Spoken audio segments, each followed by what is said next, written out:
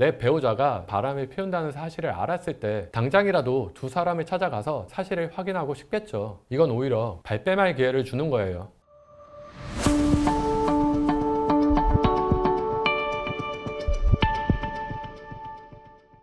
네, 안녕하세요. 대한민국 대표 K변호사 강승구 변호사입니다. 요즘에는 인터넷에 이런저런 정보들이 굉장히 많이 올라와 있어서 상간소송과 관련해서도 기초적인 내용들은 이미 많이들 알고 계시죠. 다만 너무 많은 정보들이 제대로 정리되지 않은 채로 공유되고 있고요. 사실상 정확히 검증이 되지 않은 내용들도 많기 때문에 오늘은 상간소송의 필수 증거에 대해서 다시 한번 명확하고 깔끔하게 정리를 해드리려고 합니다. 먼저 상간소송을 진행하기 위해서 가장 필수적으로 아셔야 하는 것, 바로 상간 상대방의 인적 사항입니다. 물론 소송을 진행하는데 가장 중요한 건 뭐니 해도 증거겠죠. 이어서 말씀드리겠지만 상간 소송 역시 증거가 정말 중요해요. 그런데 왜 상간 상대방의 인적 사항을 먼저 말씀드리느냐? 많은 경우에 증거 수집을 다 해놓으시고도 정작 상간 소송 진행을 못해요. 소송이 진행이 되려면 소장이 상대방한테 송달이 되어야 하거든요. 내가 당신에게 이런 내용으로 소송을 걸었다라는 내용을 상대방이 확인하도록 해야 상대방이 적절한 대응을 할 수 있는 거죠. 그래야 소송이 진행되는데 어디로 보내야 할지 알 수 없는 거죠. 만약에 내 배우자가 비록 바람을 폈지만 가정을 깰 생각도 전혀 없고 상간소송을 진행하고 있는 것에 대해서도 협조적이다. 이런 경우에는 크게 걱정할 필요가 없겠죠. 그런데 대부분의 배우자들은 협조를 안 해요. 이혼 여부와는 상관이 없어요. 일단 기본적으로 소송 자체가 진행되는 걸 껄끄럽게 생각하고요. 자신의 상간 상대방을 최대한 보호하려고 합니다. 상간 피해자 입장에서는 정말 속 터지는 일인 거죠. 그렇기 때문에 이런 상황을 대비해 둬야겠죠. 일단 내 배우자의 외도가 의심된다라고 하면 최소한 상간 상대방의 이름과 전화번호 정도는 반드시 확보를 해 두어야 한다는 것. 그래야 다른 인적사항을 모르더라도 소송을 진행할 수가 있어요.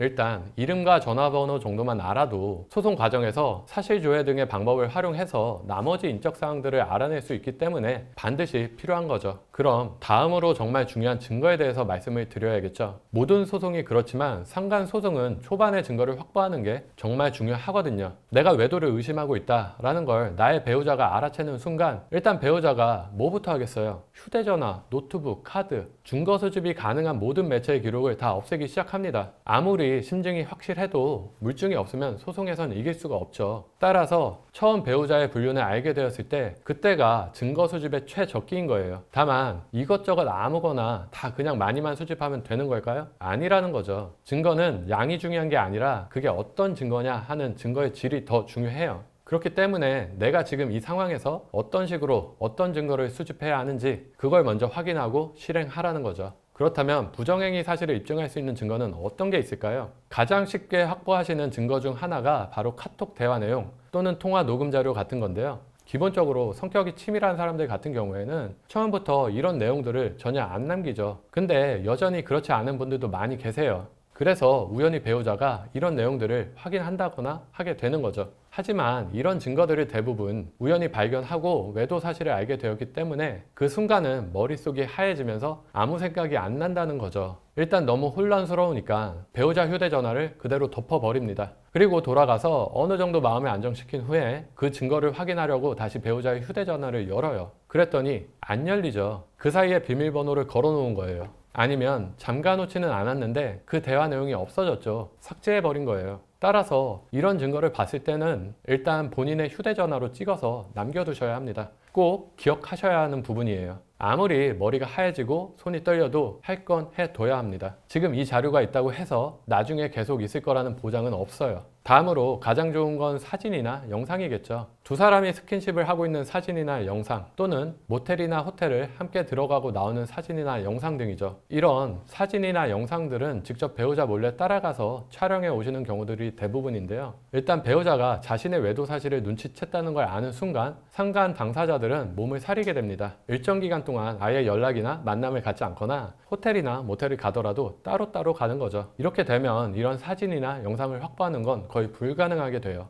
그렇기 때문에 가장 중요한 점은 배우자의 외도를 눈치채더라도 일단 성급하게 흥분하거나 분노하지 말 것. 물론 내 배우자가 다른 사람이랑 바람을 피운다는 사실을 알았을 때 얼마나 큰 배신감을 느끼겠어요. 당장이라도 두 사람을 찾아가서 정확히 사실을 확인하고 싶겠죠. 그런데 이건 오히려 불륜 당사자들에게 증거를 없애고 발뺌할 기회를 주는 거예요. 따라서 이럴 때일수록 차분하게 생각하셔야 하는 거죠. 그 밖에도 자동차 블랙박스나 카드 사용 내역이라든지 구글 타임라인 등등 배우자와 상간자의 만남, 관계를 입증할 수 있는 자료들이라면 무엇이든 확보해 두시는 게 좋고요. 가끔 상담 오시는 분들께서 각서 같은 거 받아두면 좋은가요? 라고 물어보시는 경우들도 많거든요. 각서라도 충분히 증거로 활용이 가능하고요. 다만 각서를 작성하실 때는 그 시기와 내용에 좀 주의를 하실 필요가 있어요. 먼저 각서를 작성하게 한다는 건 배우자와 상간자에게 내가 당신들의 외도 사실을 알고 있다는 걸 전제하고 진행하는 거잖아요. 따라서 다른 증거들의 확보가 어느 정도 끝났다 싶을 때 하시는 게 좋겠죠. 각서부터 작성을 하게 되면 그 밖에 다른 자료들은 확보하기 어려워질 가능성이 크고요. 또 작성하실 때는 최대한 구체적인 내용으로 작성을 하셔야 해요. 대부분 각서를 보면 정말 추상적으로 쓰여 있는 경우가 많아요. 그냥 밑도 끝도 없이 잘못했다 라고 쓰여 있거나 다시는 이런 일을 반복하지 않겠다 라는 내용만 들어있는 경우들도 있거든요. 이런 각서는 나중에 발뺌하기 딱 좋죠. 그렇기 때문에 각서에는 당사자들의 명확한 인적 사항과 함께 되도록 부정행위의 구체적인 내용이 담기는 게 좋겠습니다.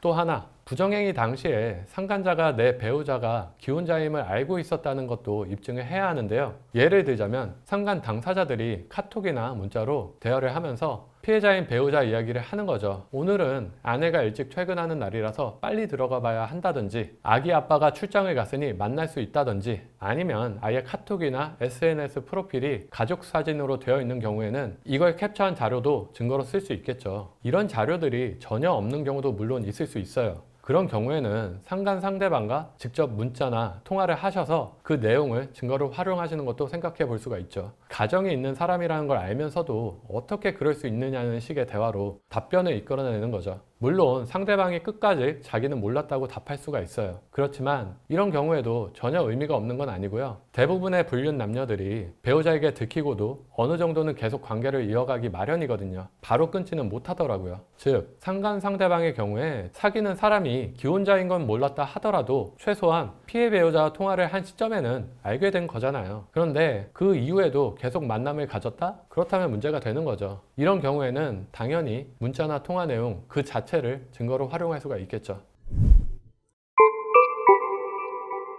오늘은 상간소송에 꼭 필요한 증거들에 대해서 말씀을 드려봤는데요. 기본적으로 배우자의 상간 사실을 알게 된 것만으로도 이미 엄청난 충격에 빠져 있는 상태인데 상간소송을 위해서 증거까지 수집해야 하는 상황이니 너무나 힘들 수밖에 없어요. 그렇지만 소송에서 내가 원하는 결과를 얻어내기 위해서는 꼭 필요한 과정이거든요. 그렇기 때문에 다시 한번 마음을 굳게 다잡으셔야 한다는 말씀을 드리면서 오늘 영상 마무리하겠습니다. 오늘도 K변호사 채널과 함께 하신 내용이 여러분께 도움이 되셨기를 바라고, 이와 관련해서 궁금한 점은 아래 댓글란에 남겨주시거나 상담 전화 주시면 자세하게 답변 드리겠습니다. 오늘 영상 도움 되셨다면 구독과 좋아요 부탁드리고 다음 영상에서는 더욱 유익한 주제로 다시 찾아뵙겠습니다. 오늘 영상 끝까지 함께 해주셔서 감사합니다.